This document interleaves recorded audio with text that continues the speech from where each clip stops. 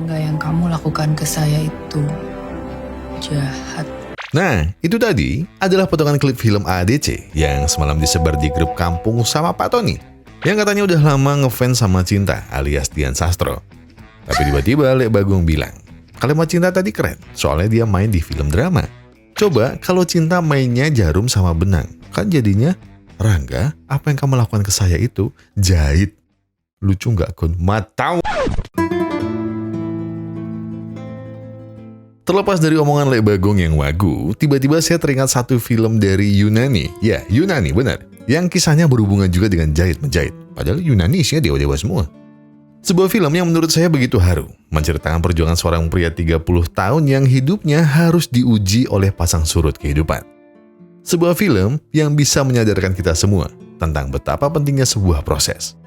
Jadi, begini ceritanya.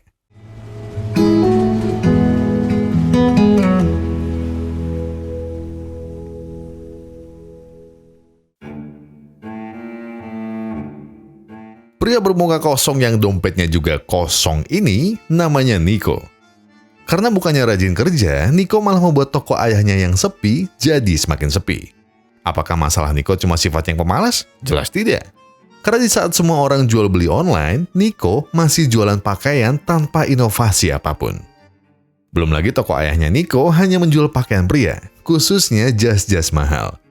Sedangkan kalian tahu sendiri, kalau pria sebenarnya jarang shopping.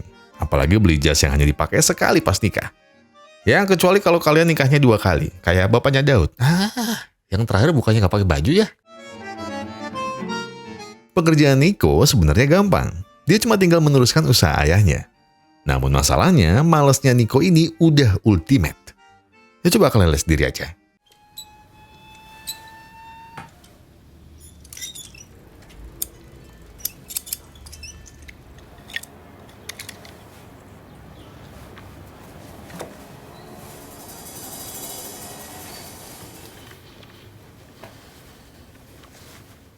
Iya, kayak saya berapa tahun yang lalu. Ya, walaupun kelakuannya banyak minusnya, tapi jangan salah dulu. Niko sebenarnya adalah sosok pria yang baik, ramah, dan suka anak kecil. Maksud saya Niko suka main sama anak kecil. Ya Allah, enggak maksud. Kenapa begitu? Ya karena Niko punya sahabat kecil bernama Victoria yang selalu bermain bersamanya. Tapi masalahnya, Niko lebih banyak mainnya daripada kerja. Jadi tidak aneh kalau setiap hari ayahnya selalu menghinanya sebagai anak kurang ajar. Sang ayah sudah sering menyuruh Niko fokus bekerja membantunya di toko, bukan malah main sama anak kecil. Karena di usianya yang semakin senja, ayahnya tak mungkin selamanya bekerja. Sang ayah hanya ingin Niko bisa berguna sedikit saja. Namun Niko tetaplah Niko. Mau ayahnya ngomong sampai berbusa sekalipun, Niko tidak pernah menggubrisnya.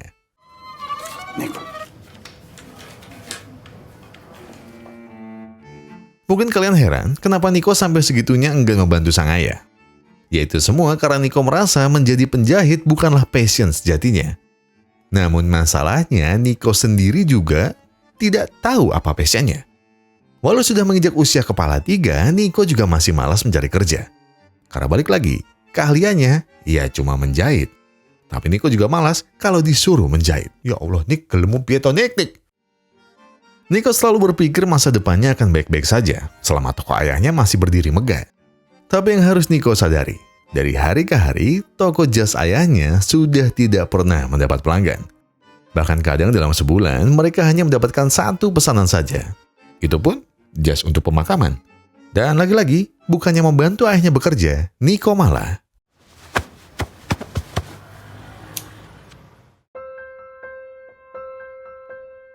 Namun hari itu, sepertinya Niko mulai harus berubah. Karena pihak bank tiba-tiba melayangkan ancaman akan menyita tokonya. Baru diketahui, ternyata selama ini sang ayah sampai berhutang demi memenuhi kehidupan mereka. Jumlahnya tidak main-main. Hutang ayahnya ditaksir sudah lebih dari 50.000 euro, 950 juta rupiah. Dan itu adalah angka yang sangat besar bagi Niko dan juga ayahnya yang miskin.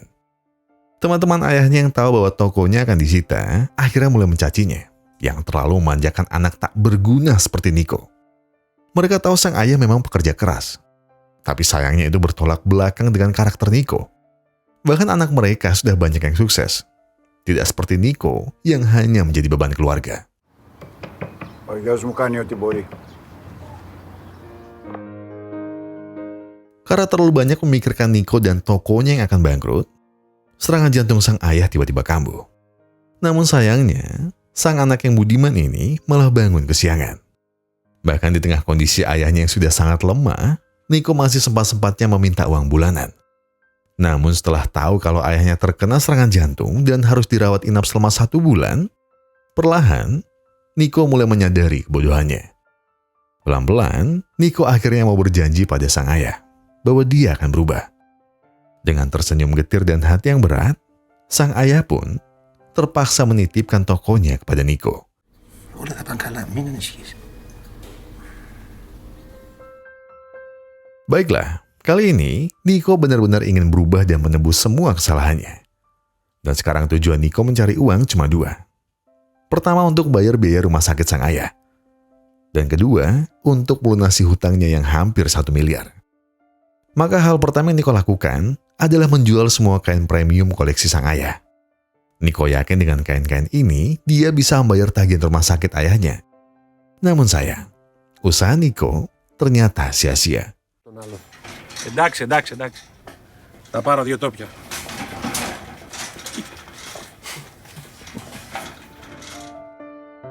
Meskipun begitu, Niko tak menyerah. Demi kesembuhan sang ayah, Niko pun mulai memutar otak.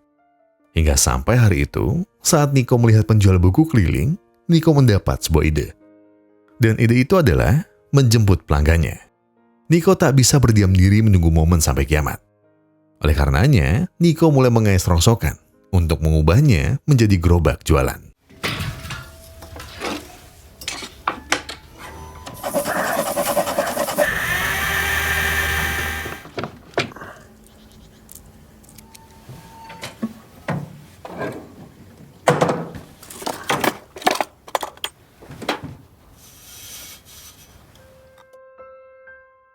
Dan untuk pertama kalinya, Niko mau bergerak memulai usahanya sendiri.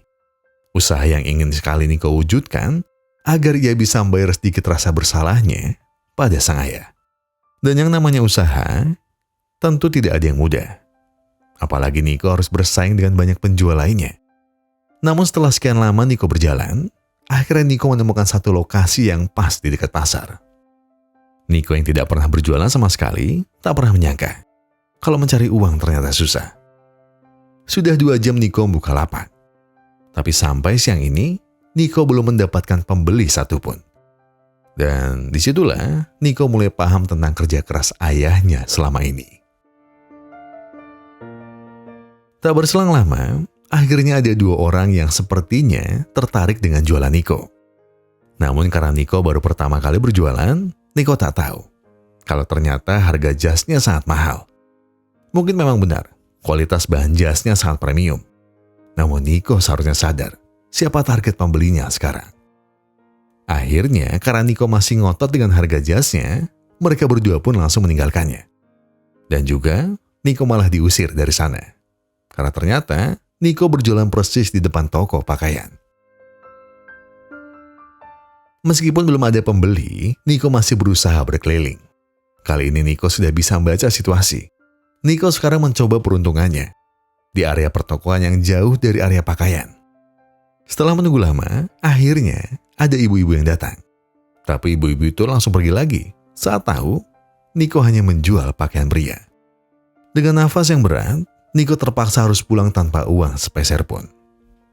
Dan di sela waktu melamunnya, Niko yang sedang bermain dengan Victoria tiba-tiba mendapat sebuah ide saat memandangi jemuran Olga, ibu dari Victoria.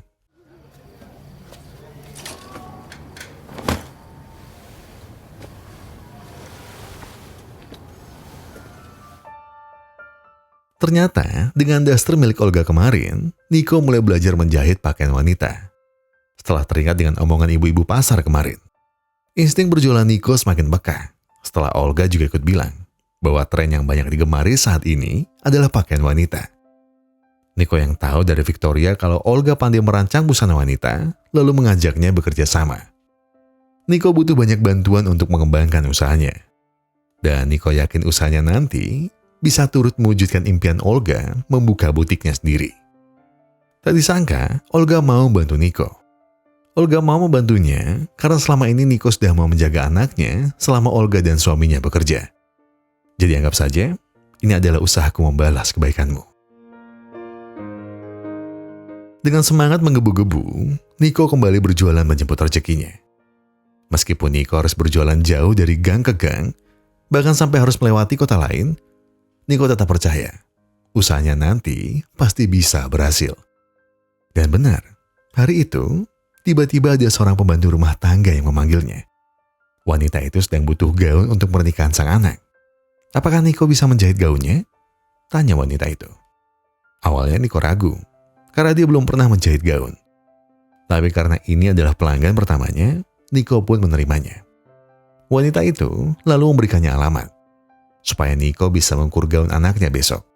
Meskipun jarak rumahnya jauh, Niko akan tetap mengerjakannya. Hari itu pun, Niko tidak lupa menjenguk sang ayah, sekaligus mengabari kalau toko jasnya mulai ramai pembeli. Niko senang, karena kata sang perawat, ayahnya sudah mulai membaik. Niko yang tidak bisa datang ke rumah sakit setiap hari, lalu minta tolong untuk menjaga ayahnya. Untuk membayar si perawat, Niko pun membuatkan beberapa rok sebagai gantinya, tanpa sepengetahuan sang ayah. Karena Niko butuh referensi gaun dan rok, Niko akhirnya meminjam beberapa pakaian Olga yang tidak terpakai. Namun karena Olga sudah punya banyak pakaian serupa, ia pun memberikannya pada Niko untuk dijual saja. Hitung-hitung, untuk menambah modal Niko, membeli bahan gaun pelanggannya. Tanpa disangka, Niko hari itu juga mendapat pinjaman motor dari teman sang ayah. Maka dengan motor itu, Niko bisa dengan cepat mengukur gaun pelanggannya. Setelah mengukur gaunnya, Niko mesti kecewa ketika tahu harga gaunnya ditawar setengah harga. Namun karena melihat kondisi ekonomi pembelinya yang cuma seorang pembantu, Niko jadi teringat dengan keadaannya saat ini. Meski Niko membutuhkan banyak uang, tapi karena Niko sudah tahu susahnya mencari uang, dia pun setuju dengan harga itu. Setelah mengukur gaun pelanggannya, Niko akhirnya mencoba menggelar lapaknya di dekat sana. Dan rupanya memang benar, berdagang busana wanita ternyata lebih menjanjikan. Di sini pula, akhirnya gaun dari Olga laku terjual. Tak diduga, Niko kembali mendapat pelanggan baru yang juga memesan gaun pengantin. Setelah Niko selesai mencatat alamatnya, Niko harus segera kembali untuk menjahit gaun pertamanya. Dengan bantuan Olga, perlahan namun pasti, Niko mulai bisa merancang dan menjahit gaun pertamanya itu. Ketika Niko melakukan fitting terakhirnya, anak pelanggannya merasa desain gaunnya terlalu polos, maka tak perlu butuh banyak ornamen mahal. Niko tiba-tiba tahu bagaimana membuat gaunnya menjadi lebih mewah. Το τραπεζομάτιλο. Κόβε.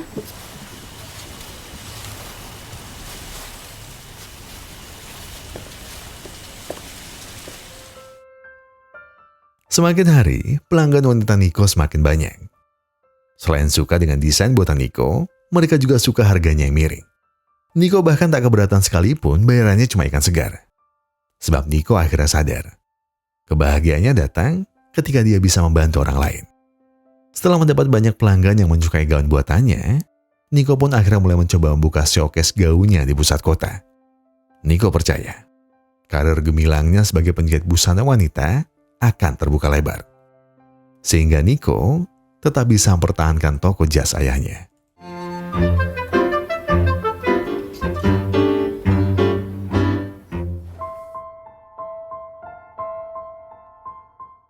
Namun, semua kebahagiaan Niko perlahan harus padam.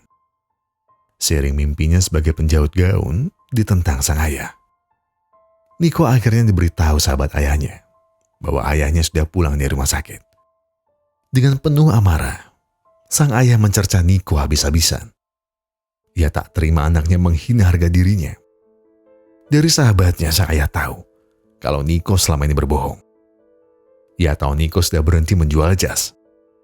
Sang ayah heran, kenapa Niko tega mengkhianatinya? Kenapa Niko malah mempermalukannya dengan berdagang keliling seperti tukang obat? Tanpa sepatah kata pun, sang ayah langsung mengusir Niko dari hadapannya. Ia tak sudi memiliki anak yang sudah menodai martabat keluarganya.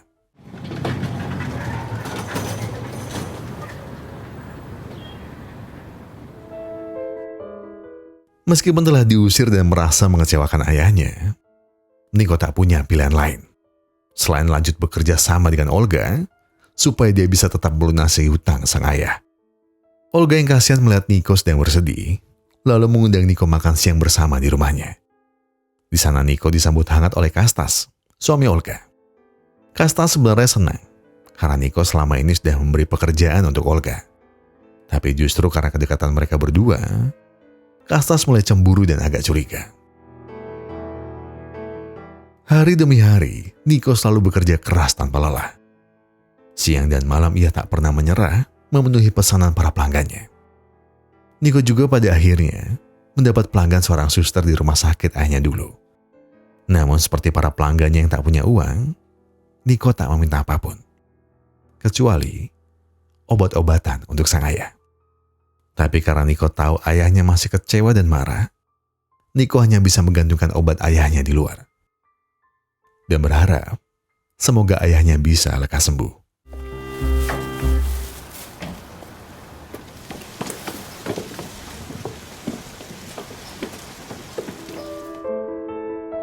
Walau pesanannya semakin meningkat, Niko tetap saja belum bisa banyak menabung. Olga pun akhirnya bertanya, apakah Niko tidak rugi kalau dia tidak pernah memasang harga yang pantas? Namun dengan hati lapang, Niko berkata, kalau ia paham maksud Olga.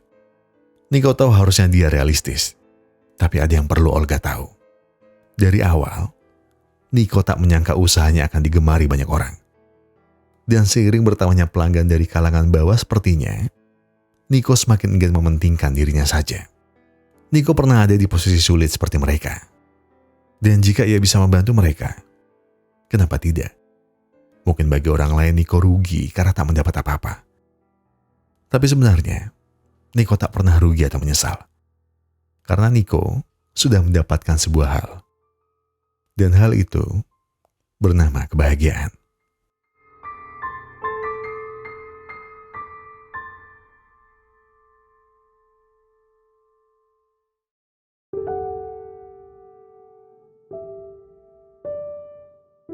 Namun orang baik tak selalu bernasib baik. Dan semua nasib baik itu tak selamanya berpihak kepada Niko. Sebab hari itu tanpa Niko tahu, Kastas telah salah paham dengannya. Kastas mengira kalau Niko sengaja ingin merebut istri dan anaknya. Karena sebelumnya, tiba-tiba Victoria marah kepada Kastas yang tak pernah punya waktu untuknya. Berbeda dengan Niko yang selalu menemaninya bermain. Puncaknya, Victoria kemudian menangis. Karena ayahnya sudah membiarkan ibunya sangat dekat dengan Niko. Karena itulah, Niko harus menerima kenyataan bahwa toko dan gerobaknya telah hancur berkeping-keping di tangan Kastas yang sangat cemburu terhadap Niko dan Olga. Semenjak kejadian itu, Niko merasa sangat bersalah. Karena seharusnya Niko bisa menjelaskan kepada Kastas bahwa Olga dan dirinya tak punya hubungan apapun. Namun Niko tahu, semakin ia menjelaskan, itu hanya akan mengganggu rumah tangga Olga dan juga suaminya. Meskipun Niko sudah kehilangan partner bisnis, hidup Niko harus tetap berjalan. Mau badai apapun yang menerpa, mau sesulit apapun hidupnya setelah ini, Niko akan terus melangkah.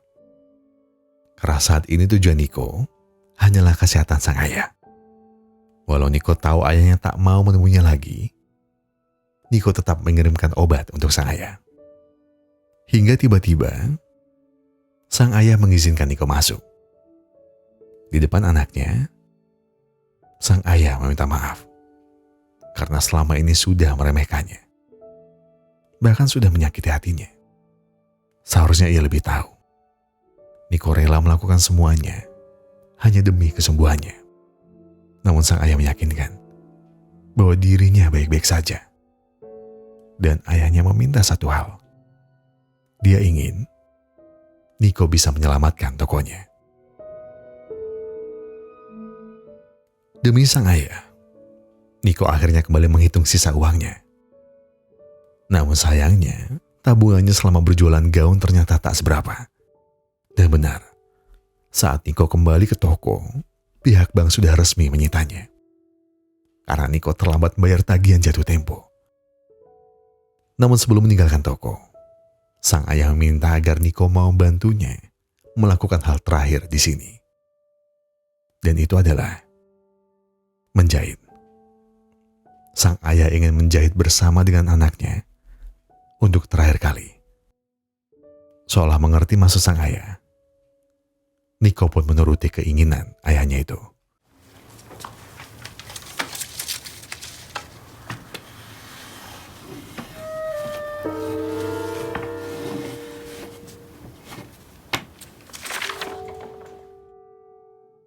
Sebelum ayahnya pergi, tiba-tiba ia berhenti tepat di depan gaun buatan anaknya. Di momen ini pula, sang ayah tiba-tiba menatap dalam mata Niko. Dengan menahan air mata, sang ayah berkata, "Nak, tolong maafkan aku. Karena selama ini terlalu maksa mau mengikuti kemauanku.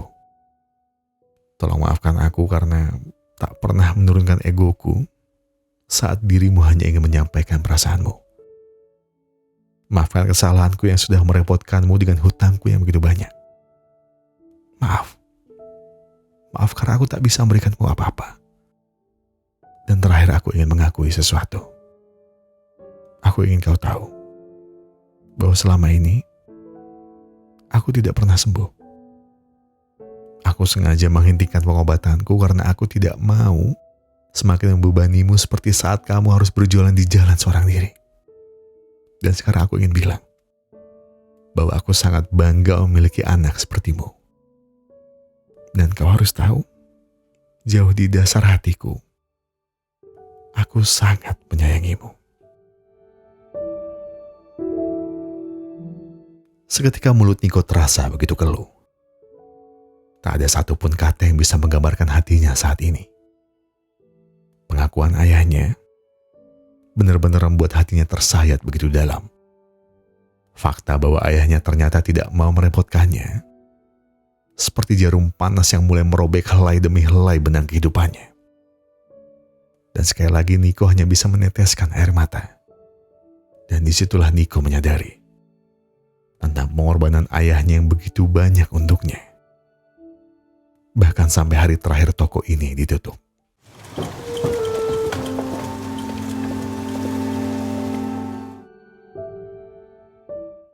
Dan tak berselang lama, Niko harus menerima kabar kepergian sang ayah.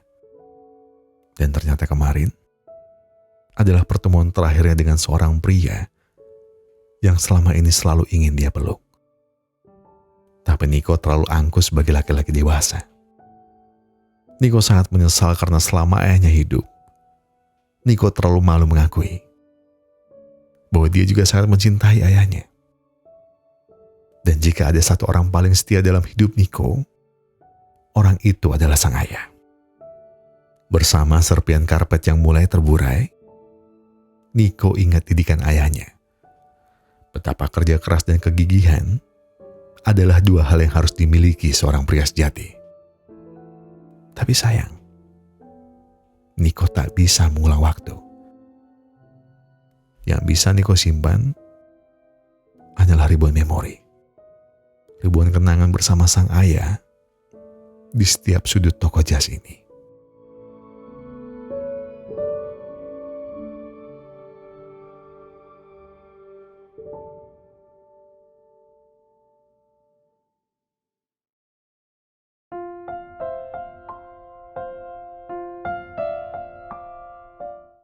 Beberapa hari setelah Niko sudah bisa mengikhlaskan ayahnya, Niko mulai membenahi hidupnya. Niko mulai mengumpulkan sisa kain dan gaun yang ada untuk Niko jual lagi. Dan seperti keajaiban, tak disangka, semua pelanggan lamanya masih menunggu Niko. Namun ternyata kali ini, pelanggannya bukan hanya kaum hawa. Tapi banyak bapak-bapak yang juga akhirnya mulai tertarik dengan jas buatannya. Dan berkat melambungnya nama Niko dari satu daerah kecil yang kemudian menyebar ke semua daerah di Yunani, kini nama Niko sebagai perancang gaun dan jas semakin tersohor di semua kalangan. Bahkan sekarang pelanggan Niko kebanyakan adalah para sultan Yunani. Mereka tidak hanya tertarik soal desain yang mewah dan indah. Mereka bisa tersihir dengan tangan piawai Niko, yang tak jarang cuma bermodalkan kain biasa.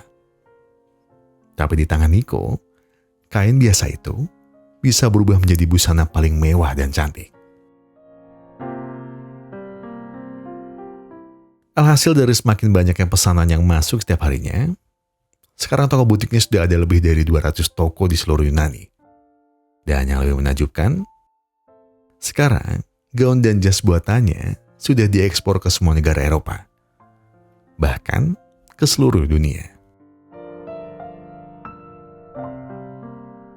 Meskipun Niko sudah berhasil menjadi Sultan Kaya Raya, tapi Niko masih sama seperti dulu. Niko tetap melayani pelanggan yang tidak punya cukup uang demi sebuah gaun atau jas.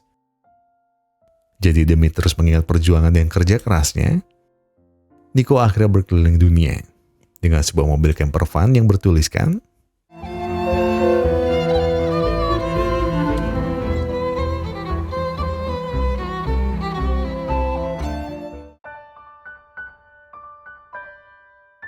ya, mungkin film ini adalah film kesekian yang membahas hubungan ayah dan seorang anak laki-laki. Yang entah mengapa di banyak film-film seperti ini itu terasa begitu personal buat saya. Dan seperti biasa kalau saya ketika nonton film ataupun diajak nonton film sama anak-anak, saya nggak pernah berekspektasi filmnya bagus atau apapun. Apalagi sebenarnya di film ini sedikit banget komunikasi ayah dan anaknya. Tapi hal itulah yang langsung hal itu malah yang ngena di hati saya sebenarnya. Dan momen-momen silent itu momen yang mengingatkan saya dengan ayah saya. Ada anak kantor yang pernah cerita ke saya kalau dia nonton beberapa videonya Sebatin, terus khususnya yang cerita soal ayah dan anak laki-lakinya atau ayah dan anak pertamanya. Dia tuh cerita kalau ayahnya itu orang yang perhatian dan menyayang. Tapi kalau ke anak laki-lakinya, beliau kayak malu. Pokoknya selalu malu, jadi dia nggak bisa langsung nanya ke teman saya itu, dan endingnya dia nanya ke ibunya lah, ke istrinya. Tapi tanpa dikasih tahu, mungkin sang ayah juga sengaja nyuruh ibu buat nanya kabar teman saya itu, dan sesimpel kayak udah makan belum, masih ada uang apa enggak, kapan pulang, dan yang lain-lain. Hal-hal simpel yang sebenarnya bisa ditanyakan langsung, cuma gengsi seorang, bukan gengsi ya, cuma treatment sayangnya seorang ayah itu yang berbeda. Nah itu maksud saya. Dan kalau dipikir lagi mungkin itu adalah cara seorang ayah melatih anak laki-lakinya biar nggak lembek sama dunia yang kalian tahu sendirilah bagaimana.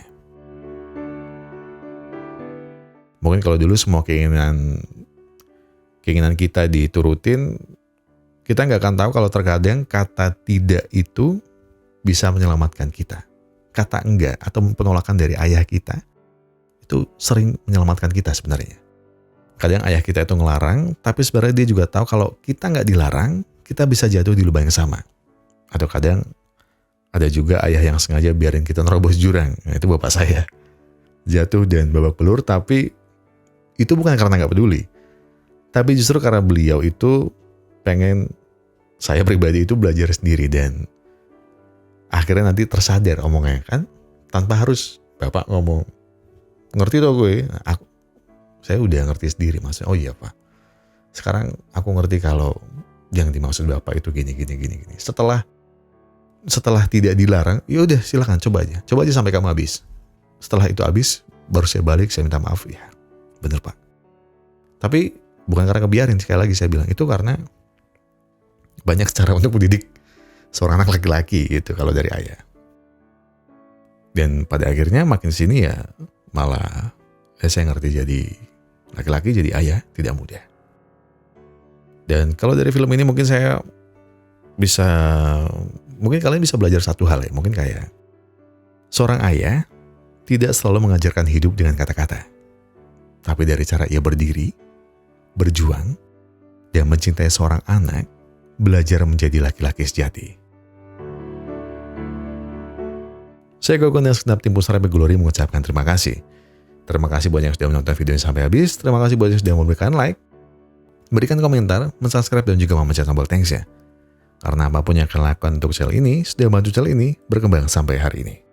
Dan sebagai penutup saya pengen bilang ke kalian semua, kalau kalian gak banyak masalah itu berat banget, yang tenang. Gak perlu buru-buru, gak perlu nyusuk. Yang tenang, oke? Dia sekarang tarik napas, buang. Tenggak kopinya, ambil koreknya dan sebatin aja dulu.